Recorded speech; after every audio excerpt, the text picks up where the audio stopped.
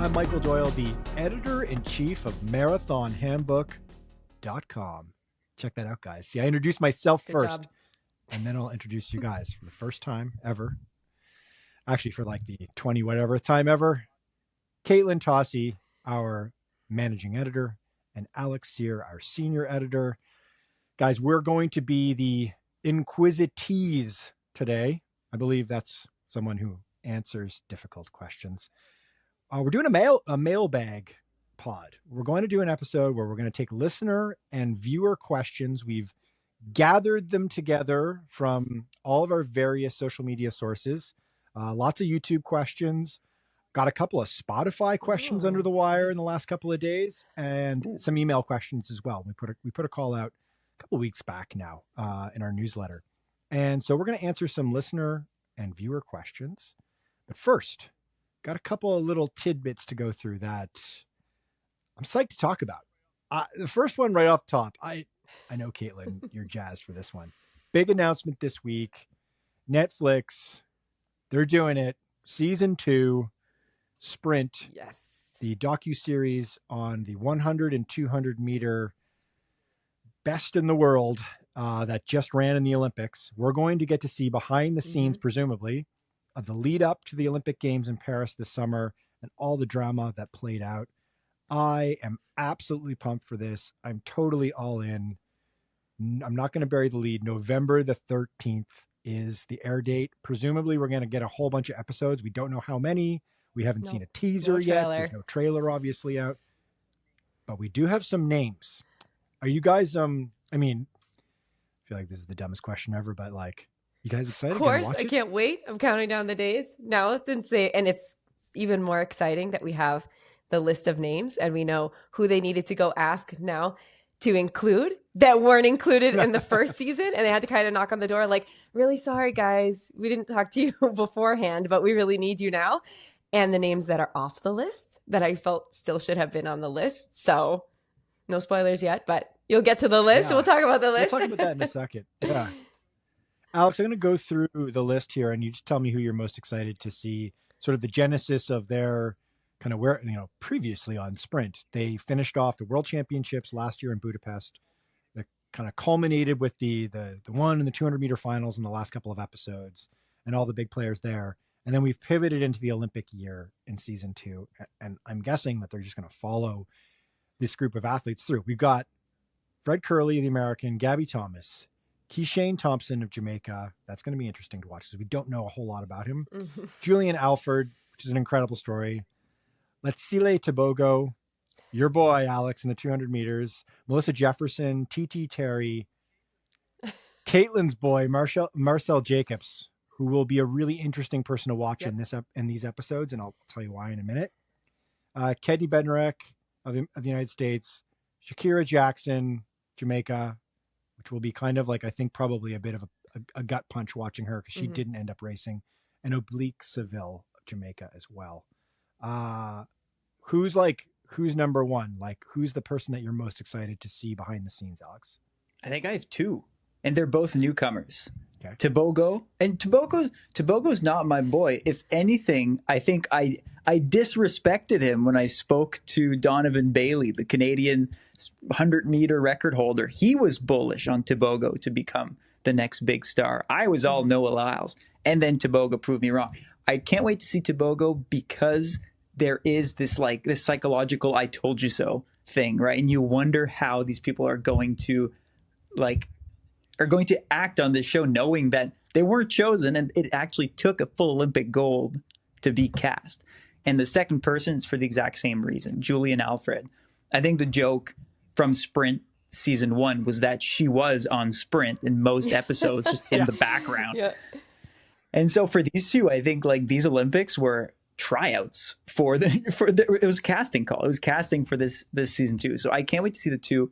And I mean, I'll let Katelyn take away her thoughts on Lamont Marcel Jacobs, but I think it's really cool that he's back because, I think we already had our whole story around Jacobs, right? Olympic champion disappears, we never see him again. Nah, man, he was fifth in the Olympic final. Got to give it to him. He fought his way back.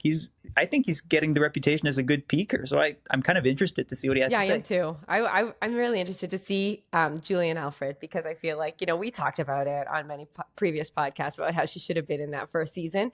And, taking a bit of a deep dive into some comments made by some of these athletes, an interesting one will be Melissa Jefferson, because Melissa Jefferson supposedly was followed around by all of the cameras to be part of season one. It wasn't a sure thing, but she was included in that process. And then at the end of the day, it seems as though, with some quotes that I read from her, that she was cut from the season and that she wasn't included in it. And so, that's kind of, now that she came in, she got bronze for the 100 meters in the Olympics. Now, of course, they want her to be part of the story, but I feel like that must have been kind of like a gut punch in the beginning, not be part of season one. And now, of course, they're banging down her door to be part of season two, because she had such an amazing performance at the Olympics. I think, can you only imagine being in the room with one of those athletes that was followed around for several months? And then it's like, wait a minute, we're into like episode 4 Yeah. and I haven't been featured at all. They spent all this time with me. And I think we can, as writers and journalists, we can relate to this, right? Like, you interview a whole bunch of people for a feature. Maybe you talk to somebody for an hour, and in the end, you just use like 1 or 2 quotes, and you kind of feel bad about it. And you get this sense from the person when they respond, they're kind of like, "That's it. That's all you included Everything in the story I said was that." And you're kind of like, "Yeah." You're like, "Well, I got it. We got to edit for time here." But yeah, I mean, obviously, Sprint has to do that, and their decision making here is really interesting. Now, presumably, Noah Lyles will somehow make a variety of appearances in season 2. It feels to me crazy town to not include him in season 2. He's such an electric figure. He won the gold medal in the 100. His 200-meter story is very dramatic. Some would say melodramatic, but at least it would definitely make for good TV, right? And it'd be really interesting to see the machinations of that behind the scenes, how different athletes reacted to that, how they feel about Noah Lyles. I mean, he is just this linchpin-like character from my perspective from season 1. It would be very weird if he wasn't included in season 2 at all. He's not listed in the primary cast list. So yeah, I think he is. I think he is. Who I don't think is okay. Michael is Sha'Carri Richardson. She's someone. Yeah, she's someone. Right. I think I did see Noah Lyles on one of the lists, but I think Sha'Carri Richardson is not. And I think it's exactly the same point that you're making, that's crazy that she wouldn't be part of season 2, because she doesn't appear on those lists. And for that same, like, she was such a main character throughout all of the Olympics. It would be kind of crazy not to see her included. Okay, guys, because I felt like I was living in an alternate universe for a second there. Yeah. I looked at a couple of different press releases on this, and I was like, they mentioned Noah Lyles, but then he's not like formally listed. And I'm like, oh, maybe it's these runners are included as well. So yeah, it would be insane if he was not in it. He should be a featured character. It's weird to call a real person a character, but he's a character for sure. He is got that main character energy. Mm-hmm. Little quick detail. I'll flip to our audience to pay attention to when they're watching Sprint Season 2. Marcel Jacobs changed coaches in the lead up to the Olympic Games. Very controversial character. He's being coached by Rana Ryder, who got tossed from the Olympics because he's had very serious allegations against him of sexual assault and abuse by former athletes. That's going to be interesting. I'm wondering how much they'll let it in, and I'm wondering how much they're going to edit out. Based on season 1, really fun watch. Definitely going to watch season 2, but they're very careful and vanilla with it, right? I wouldn't be surprised if you don't see a whole lot of his coach, but that's something to look out for. That's an interesting detail. Okay, let's pivot to perhaps something a little bit more cheery. UTMB, Ultra Trail de Mont Blanc, is going on all this week. The great festival of ultra running, the now controversial festival of ultra running as well, started on Monday, as Katelyn has called them. The baby races started on Monday. Sorry, throwing you under the bus here. And the the big daddy is Friday, the 109.3 miles, right? 171K. I got it. Okay. Yep. I did it. I remembered the number. Basically like a big nasty 100-miler. And also the CCC, which is the 100K, and then the OCC, which is the 50K. They all go off at the end of this week. It's a huge event. It's not without its controversy over the last couple of years. We've covered in great detail, Katelyn, in our news feed over the last couple of years. There's been a lot of pushback in the ultra trail community against the sort of like corporatization of UTMB and how it's sort of swallowing up all these events. That aside for the moment, let's talk about the event itself. Let's put that aside. Let's talk about the event itself. What are you paying attention for? What's something that our listener should really key in on, especially if they're like maybe like ultra trail curious, but not a real one. Well, I think, the UTMB festival this week is a little overwhelming because, as Michael said, baby races, but I just mean they're not thought of it. They're not the world finals because there's a 300-kilometer race that's going on right now that started on Monday, and you actually have to work in orienteering, and the route isn't marked. So there are a lot of different events going on. There's also youth events, much shorter races. And so it's a really fun week. But the three that Michael mentioned are thought of as the world final events, right? They actually have prize money included, which is something the UTMB has had prize money in the past, but that prize purse has doubled for this year ever since they took on Hoka as their main sponsor. And so this is kind of, this has been a bit of a controversy, just for those who like a little bit of controversy in the running world. Because thanks to the partnership, they're able to put out a total purse prize of $400,000, right? So you've got the first place winners of UTMB going home with 20,000 euros and the second place going home with 12,000 euros. And that is kind of all divided up between the three races from first place until 10th place. So even 10th place participants will be getting some of that. So it's still, it's not up there, I think, with a lot of maybe the major marathons, which you guys would have a better idea than I would about how much people are earning. And it's obviously a very small group of people who are going to be earning any sort of money in these races. And I think that has been part of that controversy that mentioned Michael. Well, is this becoming, is this kind of evolving into an event that's now more going to be focused on, monetary compensation and not just like, wow, I did the UTMB, the pride and glory of getting on that podium.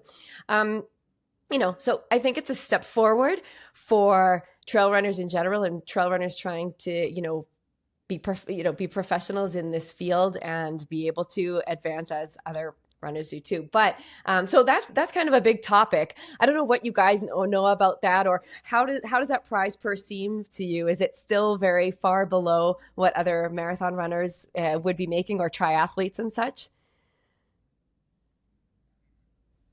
Yeah. Much lower. Baby numbers. Yeah. 1/12, not 1/12, 1/10, and slightly less than that. You're looking at like a Boston and New York, a Berlin, 120 to 200,000 probably for the winners. US dollars usually, or perhaps euros, but it would be slightly less. I think Berlin is in euros and less, if I'm not mistaken.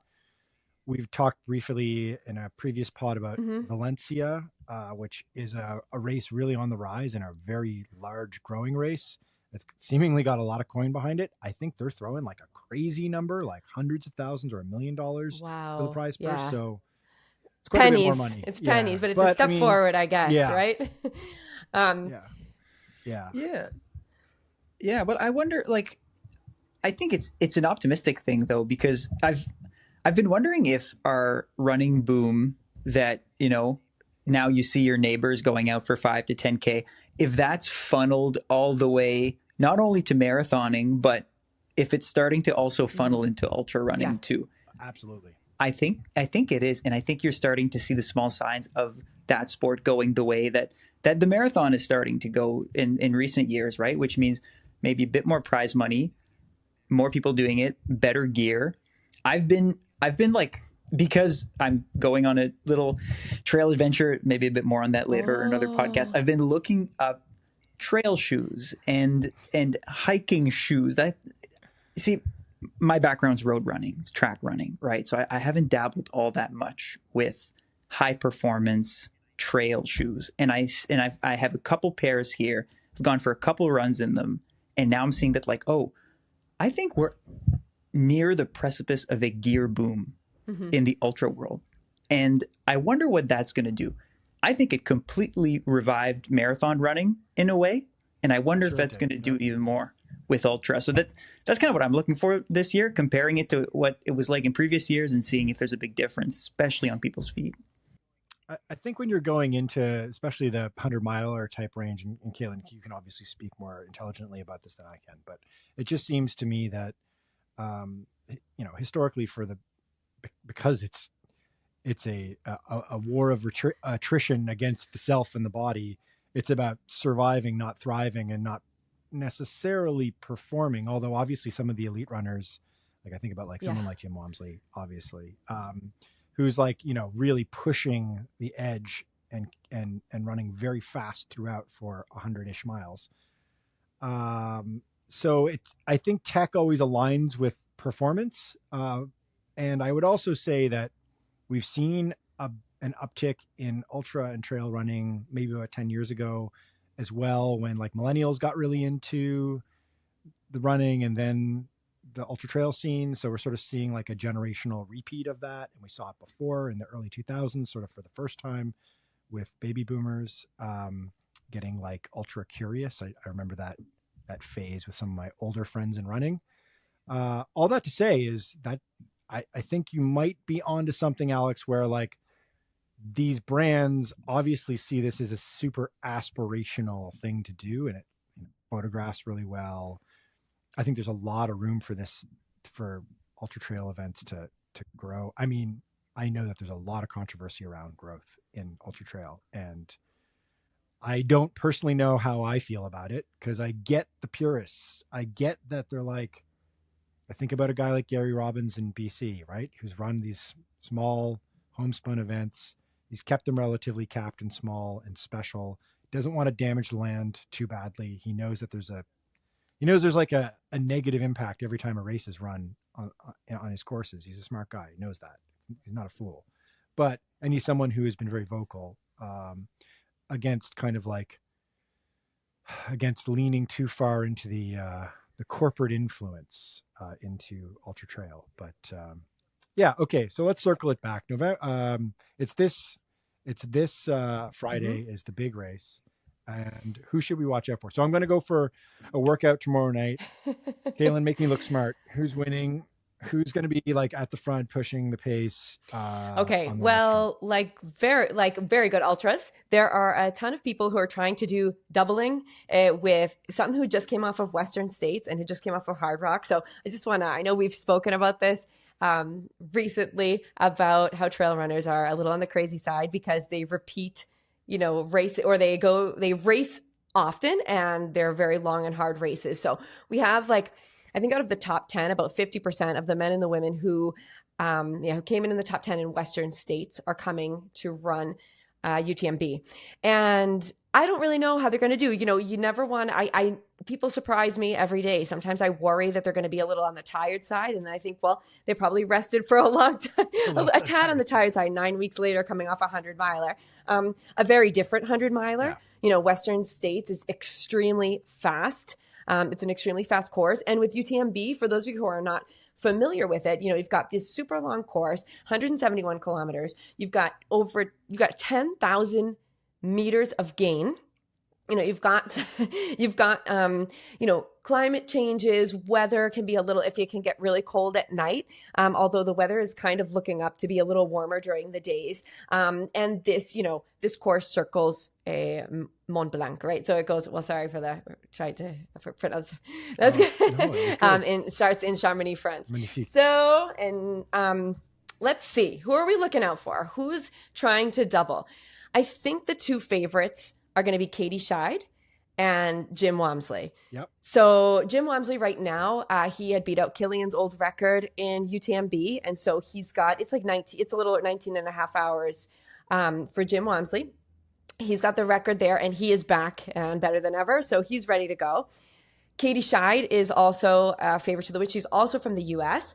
But she's been living in France as well so she actually for a while, I think she's been living in France. So I'm sure these guys have been training very specifically for this race as most of the elites for the past month or so, taking the route and practicing. So I think that those are the two top ones that everyone is kind of banking on winning. They are trying to do the doubling. So I don't know how recovered they will be.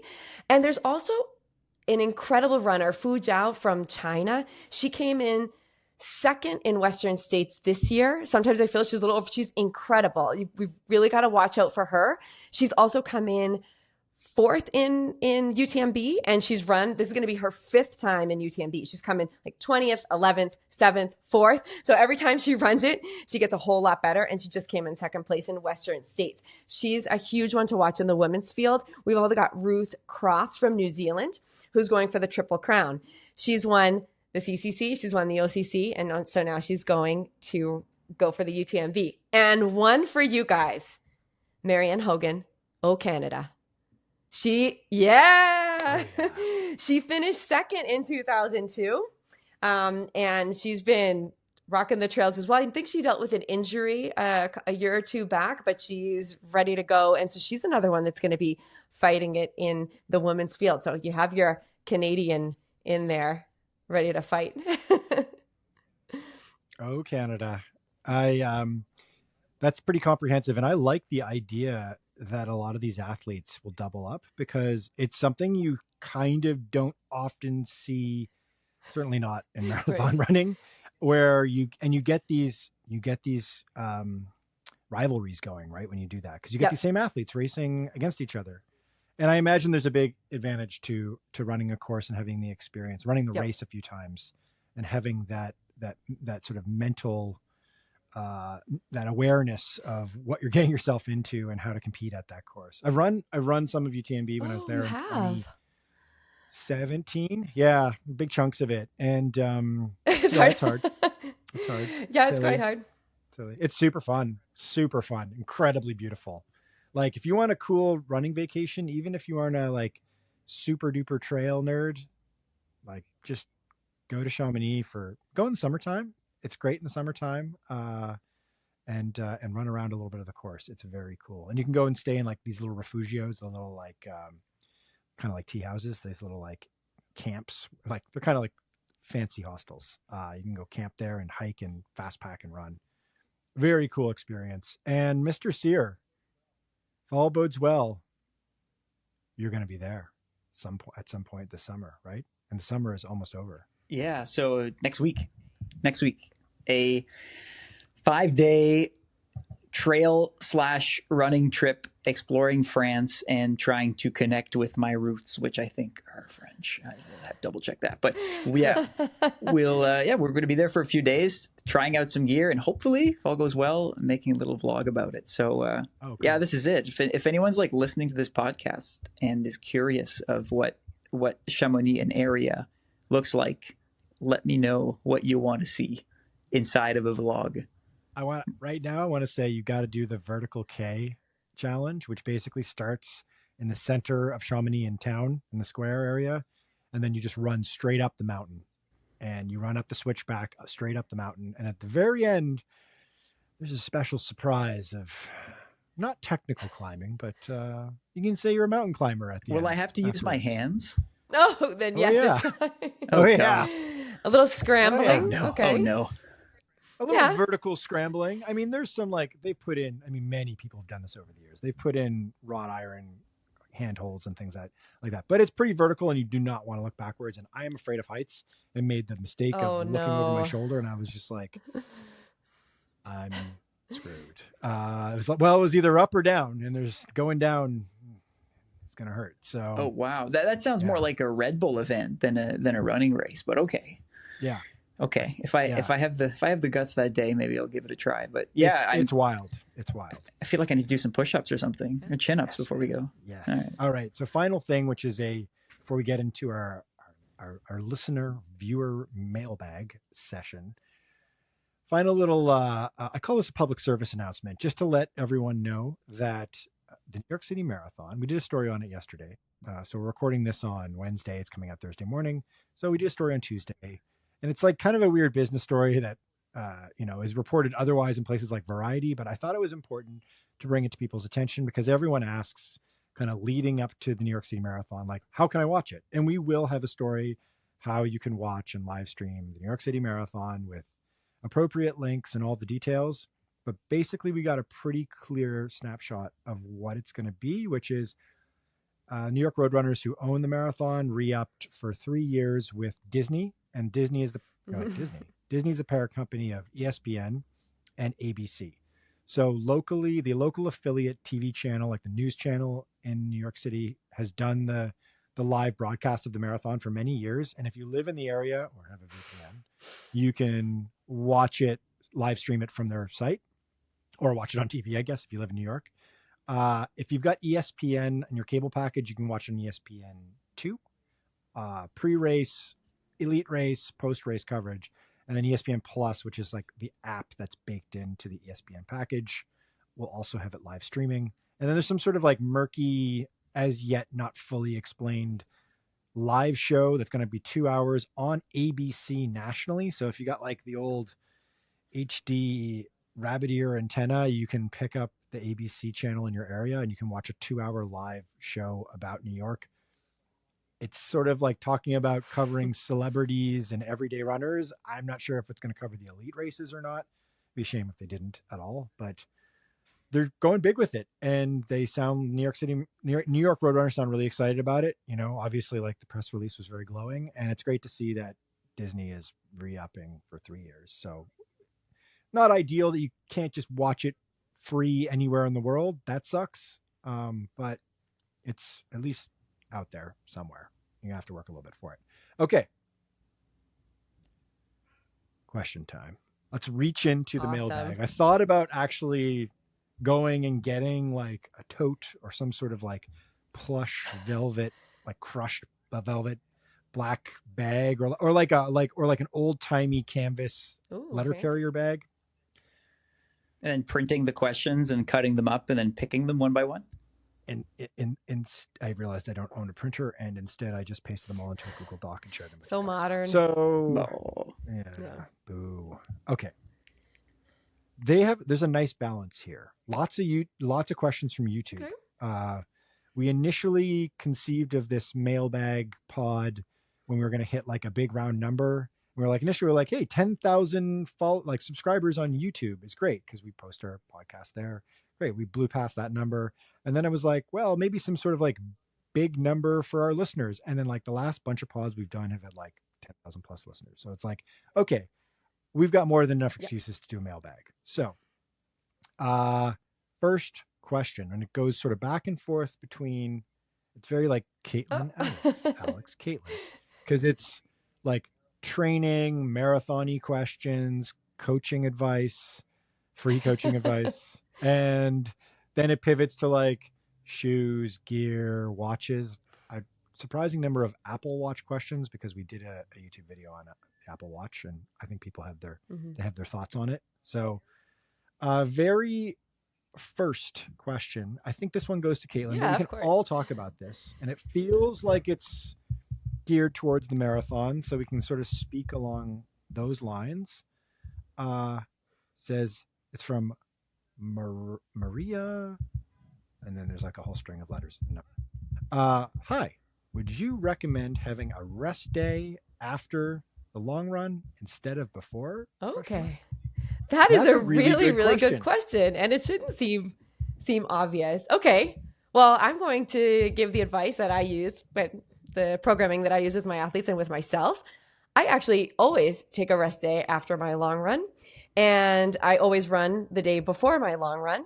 I feel like that helps two ways. I don't get to the long run like tight and tense if I don't do some sort of physical activity the day before. It's almost like, before a race, you want to have like a shakeout run. So you feel like nice and loose and ready to perform at your best during your race. So I kind of use that as the same. I usually do a recovery run on Fridays. I run my long runs on Saturdays. So I would do a recovery run on Fridays, and then I'll run my long run on Saturday, and then I will take Sunday off. Of course, unless I'm, running for an ultra marathon and we're doing back-to-backs. But after the back-to-back long run also, I would always take a rest day. So I do suggest, I would take Monday. If I'm doing back-to-back long runs, or if your long run's on a Sunday, I would always take a rest day after long runs. But now that I'm so sure and on my answer, I'm actually curious about what you guys think and what you guys do, because that's like, to me, that's what I would do. Absolutely. Rest day after a long run. I've become a fan of the pseudo rest day, meaning a small, easy run that doesn't get you tired. And the reason for that is I find that rest days often leave me stiff. And the next day I come back and it's like my body forgot how to run a tiny bit. So what I have been experimenting with in the last couple of years is instead of a rest day, a like 20 to 25 minute run. That works for some people, not for everybody. I should say, so under my new training plan, I have a full rest day. So I'm trying out the full rest day as well. So I've tried both camps. And Coach John gives me the rest day. I believe it's the day before the long run, okay. Usually. So, and lately, my long runs have been the hardest run of my week, so I should probably add that too, because I add a workout inside of the long run, so a few intervals of like 10 minutes of threshold, or roughly marathon, half marathon pace inside of the long run. So it ends up being a rest day before, and then the next day you roll into something. But the day after the long run is also not a huge running day. I think the big mistake that I used to make in college was doubling up workout day and then long run, or vice versa. That's long run crazy. and then workout day. Because you don't think sometimes of the long run as that intense though, because sometimes you just go for volume and you're thinking, well, I'm never running all that fast, but that is taxing your body in one way, whereas a workout is taxing your body in another way. So I guess did I even give an answer there? Not really. Just you danced around it. That's good. Very well done. You could be a politician. Short answer is I've tried both. I think the big mistake is to have a hard day on either side of a long run. I think I've thought a lot about this, and I think it really obviously depends on where you're at with running, like where you're at in the old running journey, especially if it's the marathon. If you're really new to running, and even if you've been running for years and years, but you're new to the marathon, you're probably upping your volume, probably following a training plan of some kind, and you're trying to figure out, okay, I should probably take maybe you feel like you need a rest day because you feel like 7 days a week is too much, and programming where that rest day goes is a daunting thing and a totally valid question. I would say, because I'm of two minds about all of this. Like, I think there's real value in exactly what you said, Katelyn, about kind of priming your legs a little bit. But like, my shortest run of the week is always Saturday, and then I do my long run Sunday. So, and then what I do, because I run 7 days a week. Oh boy! Okay, so I run every day, and I seldom take a day off. Okay, so but I understand that is not for everyone. I am a pretty experienced marathon runner. I've been at it for like almost 15 years.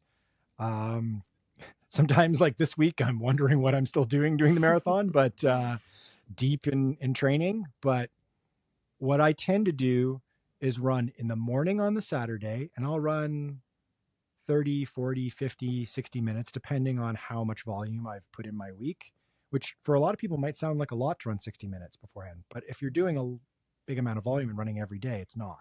It's actually your shortest run of the week. And then I'll run my long run on Sunday. And then I'll wait until the evening on Monday to run like a nice, easy recovery run where I tell myself, no music, no stimulus, no running with my fast friends, maybe run by myself, maybe listen to a podcast, like just something just keep it really chill. And, even if you're super tired and you want to walk for a bit, do that, whatever. It's like, it's very flexible. It's about recovery. It's about feeling good. It's about getting in some aerobic effort without wrecking yourself. So that would be my recommendation for a more mid-level and advanced runner. But if you're running like 5 days a week and you're trying to jump up to running a marathon, or 4 days a week even, you got to program in some rest days. I would say run one of those days. I would go with Katelyn. I would run on the Saturday. It's going to make you feel good. Don't go too crazy with the run. And then run on the day before your long run, whenever it is. Run your long run and take it the next day. Yeah. It's really tricky because it's like, we once did this analysis, the guys that I run with. We tried to figure out like the hierarchy of the importance of each run in the week. And I think what we came up with was like, if you're sick or feeling a little bit banged up, like the first throwaway day was Friday, because we do workouts on Thursday. So that was actually the day that I would take off, not Saturday and not Monday. But I get it. It's a daunting thing in the beginning. If you're new to marathon running, you're trying to get these long runs done, you're finding them really taxing, it's okay to take a day off afterwards. I would work towards, I think an acceptable amount of volume over a long period of time is a good strategy and a good goal, a good process-based goal over several years. Because that's how you get better at the marathon. Okay, we cover that one. We're good. Okay. Okay, got that one. Oh, this one's interesting. This is also a Katelyn one. Okay. Or it's an everyone one. It's not a Katelyn one, but it's mostly a Katelyn one. Okay. So this was in response to when we were talking about training in a previous pod. You spoke about using a race pace calculator or VDOT to determine your goal. What if a person is way better at shorter distances? I have recently run 44:45 and 46:30 for 10Ks. Good job by you. I cannot hold the recommended paces that projects for the marathon race pace. And I find they're extremely unrealistic. VDOT has me around 325, 330 for the marathon based on those numbers. I'm sure that's way, way faster than I can handle. I'm guessing I will finish in the 350 to 355 range. I think 350 might even be a stretch. There's sort of the question in there, it's kind of buried, is like, how do I improve this scenario? How do I also kind of think he's asking, is the VDOT result precise for everyone? And I cannot relate to this question anymore because I am good at taking tests. So when I take the running test and I only have to do a 3K or a 5K, I just run my little heart out and I just go as fast as I possibly can. I'm dying at the end. I get, to the point where I just need to sit down when I finish. And I do a great test, but then I look at the paces and I'm like, is that realistic? So I can completely relate to this question. And for years, I was trying to hit paces that, the test said that I could hit this pace. So this should be my marathon pace. And I've struggled with it for years. And so just maybe looking at the results and what you can do with those results. What I do with my athletes is, because it can also work the other way around, right? You can not be so great at taking these tests and then your results feel like they're too slow for you. So what I do with my athletes is we try it out. We take the results from the test, we take the estimates, and we do a couple of weeks of workouts with what the test results have given us. We try maybe some faster running. We try some marathon pace running, because if you're going for the marathon, that's the pace you want to start to feel. It can be a little deceiving because marathon pace is not easy. And some people feel as though marathon pace, since it needs to be sustained for so long, that it's easy, but it needs to be that like comfortable that you can hold for your entire marathon, but it's not a walk in the park, right? For someone looking for like more of a time based and trying to push themselves a little bit more for the marathon, maybe not a first timer. So what I would do is I would try some workouts with that pace, see how you feel. And if in your case, if you've already tried to hit that pace in some workouts and you've already decided, no, this is way too fast for me, I'm completely out of breath, I can't complete a workout of, trying to do, 10 minutes at that marathon pace or even 6 minutes at that marathon pace.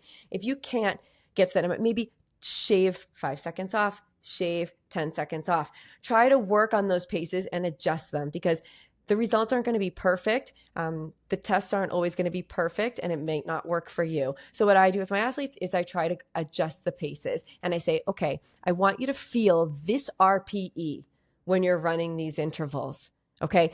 Do you feel that RPE with the race result, with the test result? No. Okay. So let's adjust by either going a little bit faster or a little bit slower until you feel that RPE that you should feel for a marathon pace, right? What I was just mentioning, like slightly uncomfortable, but something that you can hold. So we'll work more and jump back to the RPE for the adjustment and try to work that out, and then see where we can go, and how we can adjust that for the workout so you can feel more comfortable with your paces.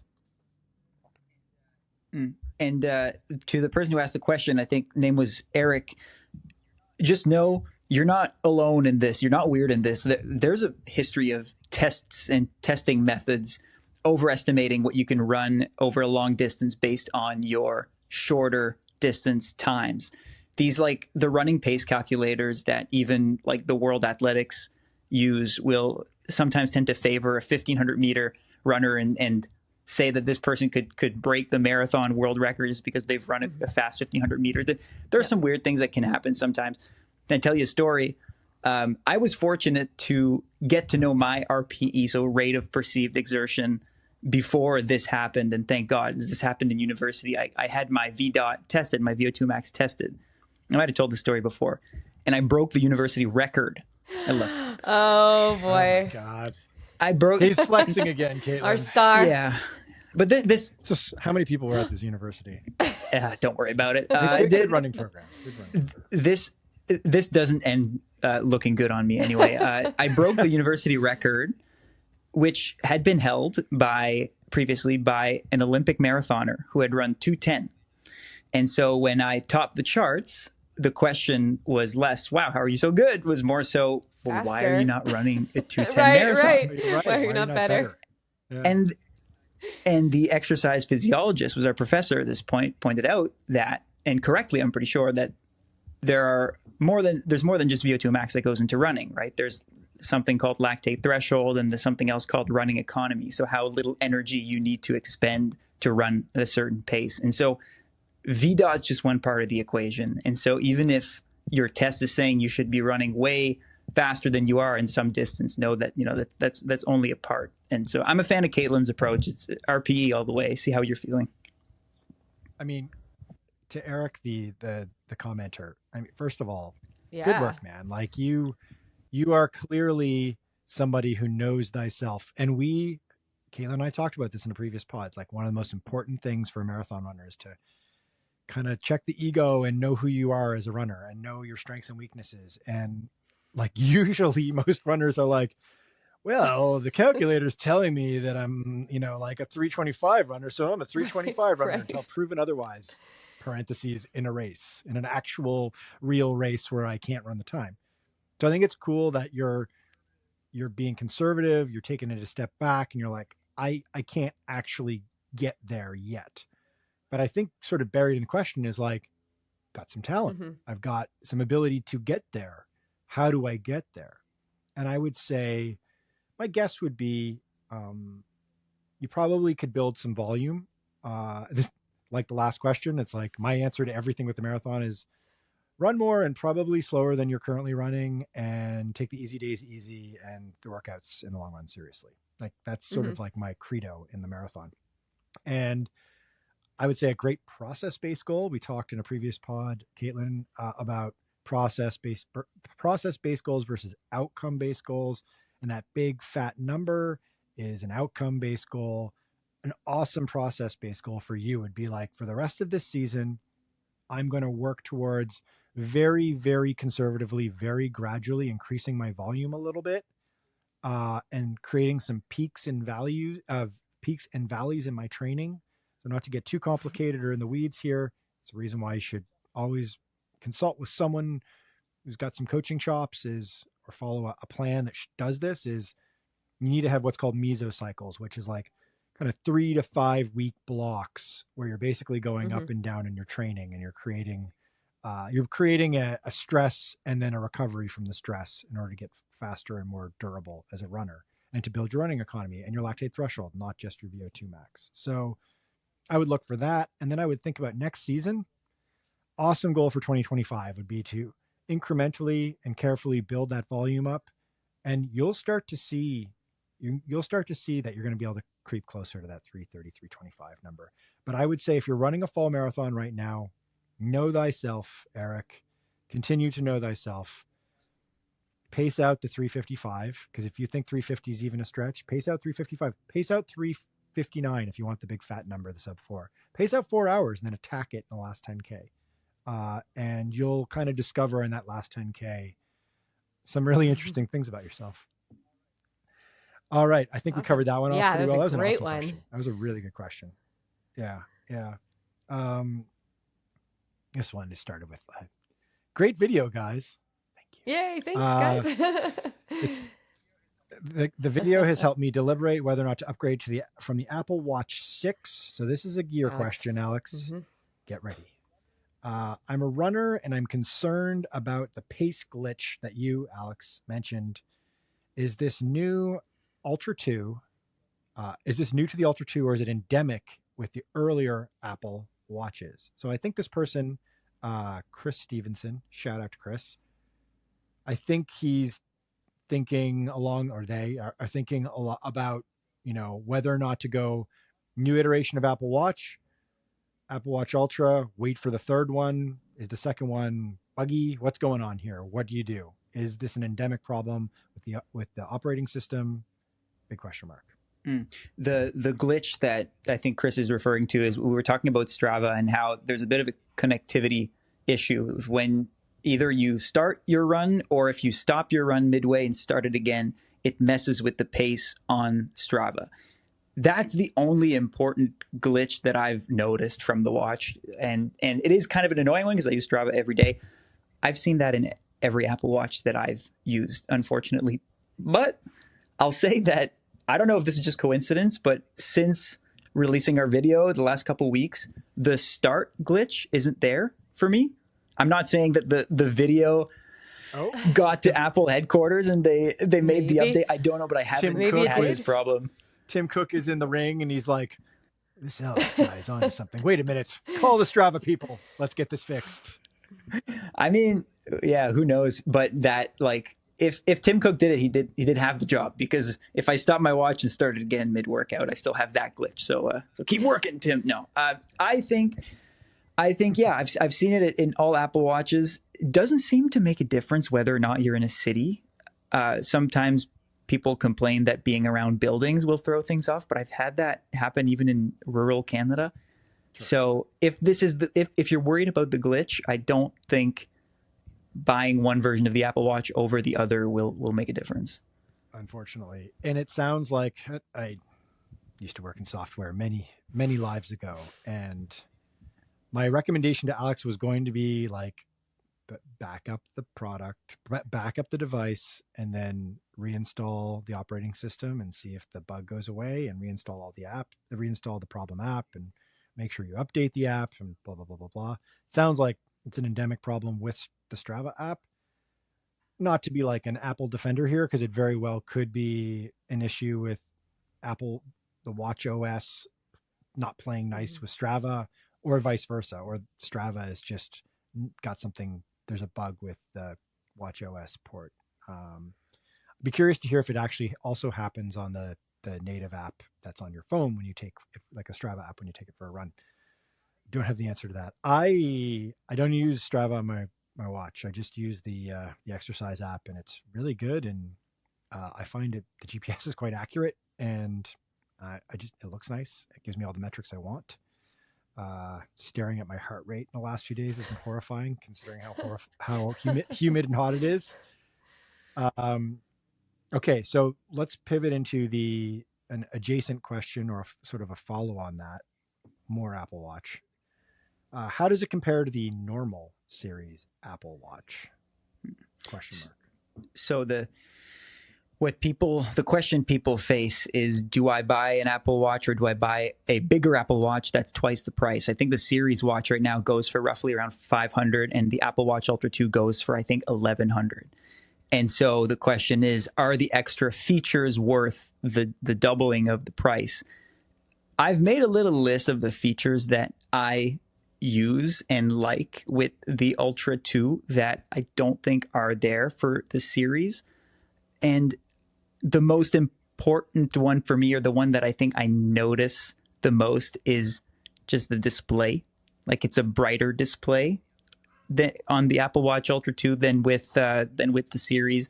It has more right on the bezel. You can feel like you can control more and keep track of more, whether that's like, what time is it? Or, I mean, in more outdoorsy conditions, or how, what's your altitude like? What's the compass? That kind of thing. You can see a lot clearer.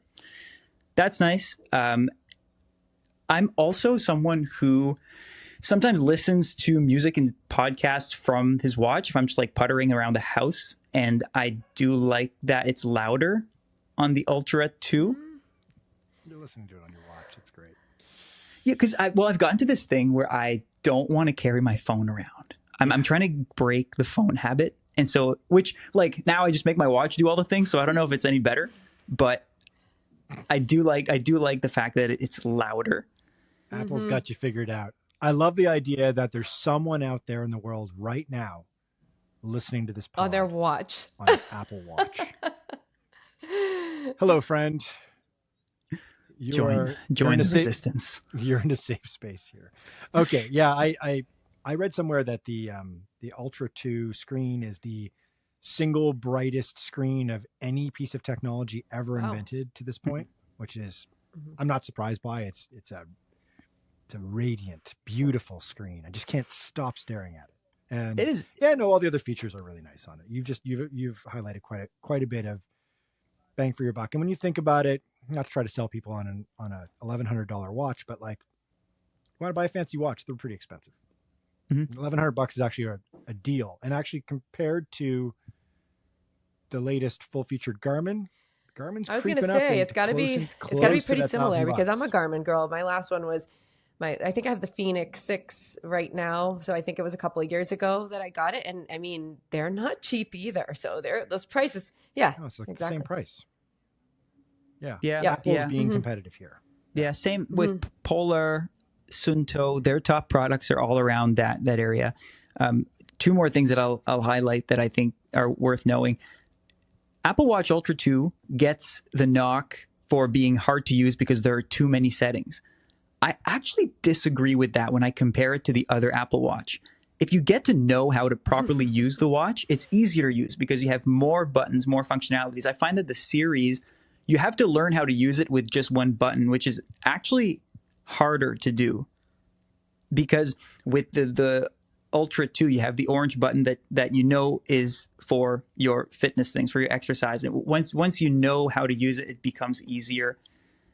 And I think undermining the whole thing, like if you are a tech person and you care about this, and this actually impacts everything you do with the Apple Watch Ultra 2, is the chip, right? It has an Si9 silicon chip and just processes things faster. So if you're a heavy user, so you have a podcast on, but you're also timing yourself doing a core workout and you're using it for a couple different things, less chance that it glitches just because it's higher performing as a computer too. And it's future proofing it. When you've got that latest silicon chip in any technology, you're buying more time with the device. If they're going to support it, it's going to last longer. In some cases now we're seeing with phones, like these companies are supporting the phone. They're promising to support it for like 7 years. And I'm not sure exactly how many years you're going to get out of an Apple Watch Ultra 2. But I imagine you theoretically could get something comparable to a very high-end phone. Okay, let's move on to the next one. This is a really general one. And shout out to Nicholas for this one, because I need the answer to this as well.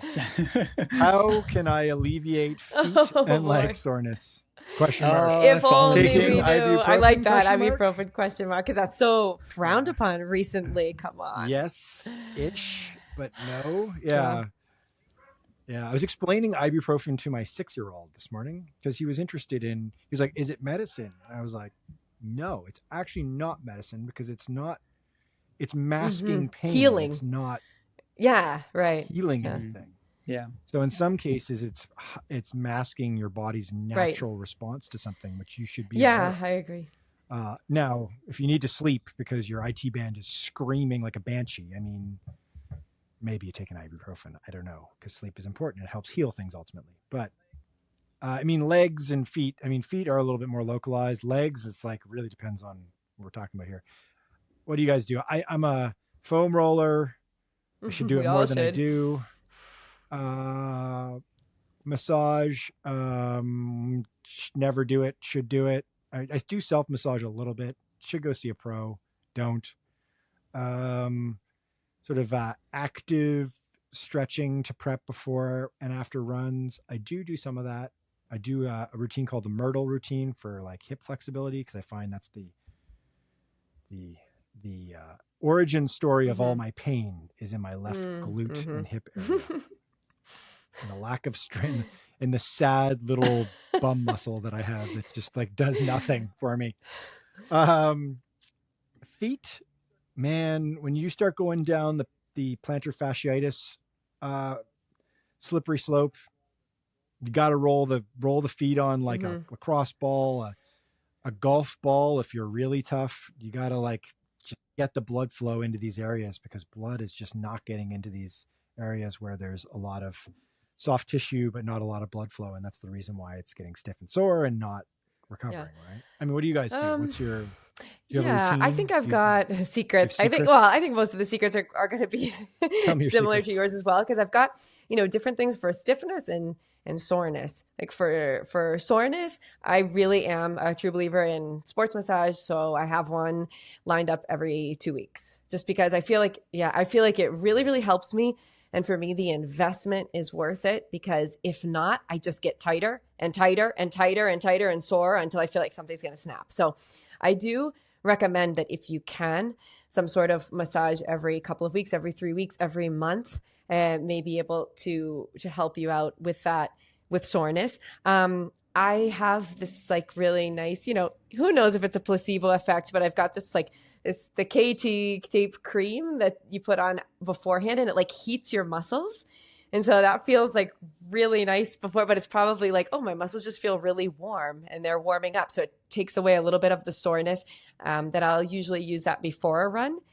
And for stiffness, I'll do what Michael mentioned. Like I've got to do, I think it's an age thing because I remember 10 years ago, I did not have to warm up. Well, I probably did. Right? Yeah, like why is this happening? Yeah. So I feel as I get older, I need two things. I need to do dynamic stretches because when I step out of bed, I just feel like Frankenstein. So like an old person just shuffling along to the bathroom. And so I do the dynamic stretches, which really help me before a workout or before a run, before I get out there. And I need to warm up longer than before if it's going to be some sort of a workout. But I think soreness for me, the biggest thing is massage if you can. And if you can't, self-massage like Michael's saying, or foam rolling, which is similar. I don't know if you guys are familiar with or if you've used those compression boots that fill with air. I've got a pair of those. And to be honest, that helps me a lot. That's a great way. That's a great investment, at least for me. Have you guys used those? Yeah. Normatec. That was like Nordic Track. No, that's a exercise machine. Normatec. I had Normatec boots for a few years and I had to give them back. Yeah, they're great. They're great. I don't know if it's all placebo effect either, but they feel great on your legs. It's really funny when you're sitting at a desk or laying in bed with the boots on. It's kind of ridiculous, but and they're kind of pricey, so they're maybe a last resort type thing. They're like a massage at the end of the day. It feels like a massage. And there are different settings where you can, inflate different parts of the leg, and you can go up the leg, down the leg, the whole leg. And so I feel like if you maybe can't get to a massage, that's kind of a good way to take care of it as well. You're like a packet of ketchup. You're just sort of like squeezing the blood up and down. That's a gross analogy. Sorry. That's an option for sure. I'd say hydration is obviously like a no-brainer. Make sure you got your hydration game nailed down. and easy runs easy. Take Just it easier. Again, easy runs easy. Take it easy. Maybe take it easier. Don't try to win every run, and keep up the good work. Keep up the good fight. Good luck to you. Guys, Try to avoid the ibuprofen. Yes, you're forgetting the main one. the main one. The chief injury Tell us. preventer. Oh. Sleep. Oh, yeah. Sleep. Come on. That's it. Right. That's it. I forgot about that. Yeah, it's a big one. Yeah. Yeah, I won't Yes. position myself as an anti-injury expert. I'm injured too much for that, but I do know that when I sleep well, I run well, and I feel good. There's a pretty strong correlation. So yeah, and especially as so you age.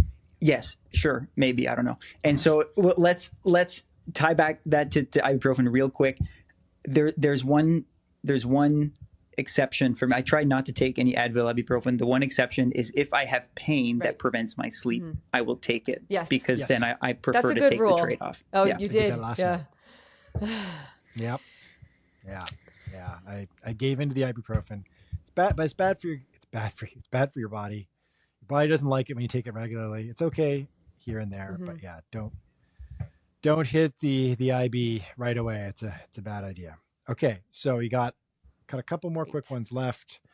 This is a shoe one. This person a couple of days ago. Oh, yes. This is from Phoenix Olivia, one of my alter egos. Adidas did not make the cut regarding the best everyday running shoes of 2024 so far, Alex. WTF? Where's the Adidas love? Come on, man. If Phoenix Olivia messages us actually a real again person. and tells us to run more, I will know for a fact that it's you, Michael. One of my burners. So I saw this comment and I looked back and I was like, did I snub Adidas in the top 5 training shoes? I think overall I would want to give them a little bit more love, save for their one crazy super shoe that I didn't even get to try yet, the Pro Evo 1, or the Adios Pro 3, which I did include because it's an awesome racing shoe. But in terms of training shoes, yeah, I kind of snubbed them a little bit. And I tell you why. They have a couple classic training shoes. One very controversial one is the Boston. And I say it's controversial because people can't agree whether or not it's a good shoe. Some people love it, others hate it. I happen to really not like it. I find it heavy and clunky. Whereas I love it. Right? And you're an Adidas guy in general. It takes 300 right, kilometers to break What? in, but I love That's it. not okay, Michael. I was running them today and yesterday and the day before that. Is that why you took tanks. ibuprofen last night? Yeah, maybe I'm poor argument. That had nothing to do with the leave the Boston out of this. The Boston is a fantastic shoe with a lot of very significant faults that I think would nix it from a lot of people's repertoire. It's got a very firm, thin collar around the ankle, which I know bothers some people. It's also got a fabric that I think is maybe a little bit defective on the upper, which actually separates if you run a lot in them. It doesn't like getting dirty. It starts to kind of break a little bit. But I just think if you're a certain type of advanced distance runner, it's magic. But I get why it's not for 99% of people. So yeah. But that's just one shoe, right? Adidas does have more to it. Supernova is a good everyday trainer, but it's not fun. It's not sexy. It's kind of like, well, none of those shoes are, but it's really kind of falling in. It's like, it's not even as intriguing as what ASICS is doing with the Nimbus right now, right? It's not even a close. little behind. Yeah. The Supernova is the one I feel a little bit bad about because it is a good shoe. I like running in it. I didn't include it because in my head it's kind of like a New Balance 880 that doesn't seem to last as long for me. And so if the list had 7, 8, or 9 shoes, maybe it's not a terrible shoe, but it just wasn't in my top 5. And then there's also the Adidas Ultra Boost, which deserves a look, but I didn't include it because I see it more as a super trainer, which somewhat disqualified it from the training shoe list. That's a shoe that came out before the super shoe era. It was really like the foam was almost like a precursor to the super shoe Mm. foam Adidas discovered when they like were talking to Basif or like one of these chemical companies, and the company was like, "Hey, we just like stumbled upon this weird material. What do you guys think?" And they're like, "Yes, we can use that. The energy return on this is sick." But it's a very soft shoe. It's missing a lot of structure, even with like the little torsion bars in the bottom. It I feel it's a little sloppy. A lot of people love it. A lot of people I know love it because it's like a nice long run shoe.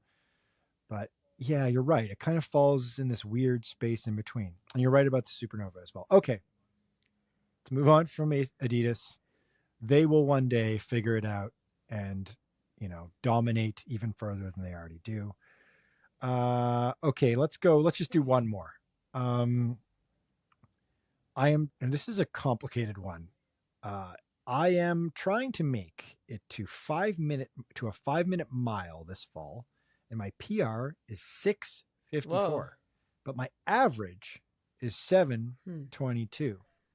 How long do you think it will take me to get to my goal with the training that you mentioned in one of our older videos on how to break 5 minutes in a mile? I believe is the video. It's quite an old video that we have out. We should probably refresh, but I think the fundamentals remain. It's just sort of like how to build your training and how to target the pace and the time. And I would say, I don't know. Katelyn, I really feel like, mile training, training for a mile is not really my specialty so much. I mean, I would think, working top speed, getting faster, whittling it down, doing short intervals. But I think maybe Alex, you probably have some really good pointers for this person and how to whittle down that mile speed faster than. Nice way to hand that off to Alex. I like it. It's like, nope. Okay. Coming from the miler's perspective and less of a coach's perspective, what I do notice from those numbers is that the spread is really small. Like your best mile and your average mile run should be farther away from each other than that, which makes me believe that either A, this person hasn't like done a full mile time trial in a while and is in fact a whole lot faster than 6:54, or this person is taking their easy running way too hard. Which, Michael, what should we do when we're easy running? Good job. Really easy. Thanks. Thanks, Phoebe. Really easy. Thanks, like Phoenix. What is it, Phoenix? Thanks, Phoenix Olivia. That Phoenix is Olivia. His alter ego. She's here to tell you. 8 minute mile plus for sure, 100%. 8:30. I mean, if your fastest mile is just a hair under 7, like just go, man. Just like chill. 8:30s and run more. Just volume, like, Michael. Just go out and run. Yeah. Well, no, but even you talk to an elite miler, they're still running a lot and running a lot easy. And because what you need to do is you need to like build your mitochondria, which are the little like power centers in your body. You need to build your lactate threshold ability, which is your ability to kind of like process energy and stress in, usually it's a 1 hour chunk all out. It's like, that's the sort of pace. It's that pace that when you feel in like a 10K to half marathon or doing hill repeats or mile repeats, you start feeling that's like a lactate threshold range, unless you're really, really cooking them and then you're into VO2 max. But yeah, I think you can you're probably running not very much. Your average is way too fast. It's faster than my average. My weekly average is 8-minute miles. My PR in the mile, and I've never been a miler, I've run a handful of miles in my life, is like, it's under 5. It's 4 something. So it's 4, I don't know what, I've done road miles in 4:40 something or whatever. It's not very fast, but it's compared to Alex, but it's not nothing. So like my spread is really wide, and I think you just need to run more, and I think you need to run slower in your easy days. And the alternative is that you're actually a whole lot faster than 6:40. What is it? 6:54, and you haven't given yourself, a proper time trial in a long time.